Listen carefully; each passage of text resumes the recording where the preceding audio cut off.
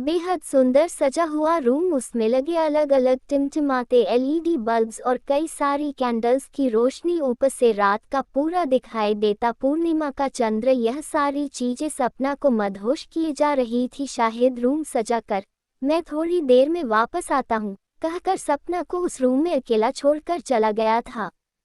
सपना जो शाहिद से इतना प्यार करती थी कि उसके लिए उसके एक बार कहने से ही अपना घर छोड़कर उसके साथ आ गई थी, इस बात का उसको कोई अफसोस नहीं था। सपना को अपने सपनों का राजकुमार मिल गया था। इन दोनों ने भागकर शादी कर ली थी और आज उनके मिलन की रात थी। सपना बड़ी बेसब्री से प्रेमी का इंतजार कर रही थी। डोरबेल सुनते ही सपना के अरमान जैसे जाग उठे। उसने सोचा आखिरकार मिलन की वह घड़ी आ गई जिसका उसे कब से इंतजार था। दौड़कर सपना ने दरवाजा खोला और जो सामने उसने देखा उससे उसके सारे अरमान धरे के धरे रह गए। दरवाजे पर शाहिद खड़ा था, लेकिन अकेला नहीं। वह अपने साथ 8 लोगों को लेकर आया था। वह सभी आदमी थे उसी की उम्र के। उन्हें देखकर सपना ने शाहिद की तरफ सवालिया नजरों से देखा, जैसे पूछ रही हो यह क्या मजाक है।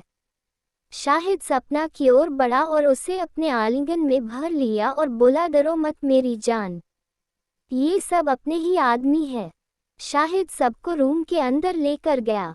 सपना सबको पानी देने गई, तब सब उसको छेड़ने लगे, जिसका वह विरोध करने लगी और उसे यह देखकर बहुत आश्चर्य हुआ कि शाहिद कुछ भी नहीं बोल रहा था।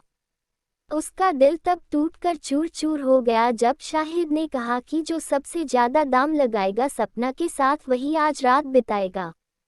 सपना को अब समझ में आया था कि शाहिद उसके साथ जिंदगी बिताने के लिए नहीं बल्कि उसे बेचकर उसकी इज्जत मिट्टी में मिलाने के लिए यहाँ लेकर आया था। बेहद सुंदर सजा हुआ रूम, उसमें लगे अलग अलग टिमटिमाते एलईडी बल्ब्स और कई सारी कैंडल्स की रोशनी, ऊपर से रात का पूरा दिखाई देता पूर्णिमा का चंद्र, यह सारी चीजें सपना को मदहोश किए जा रही थी।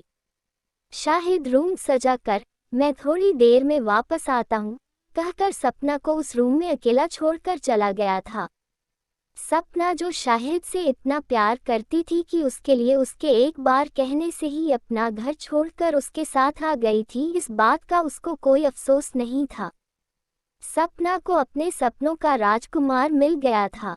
इन दोनों ने भागकर शादी कर ली थी और आज उनके मिलन की रात थी।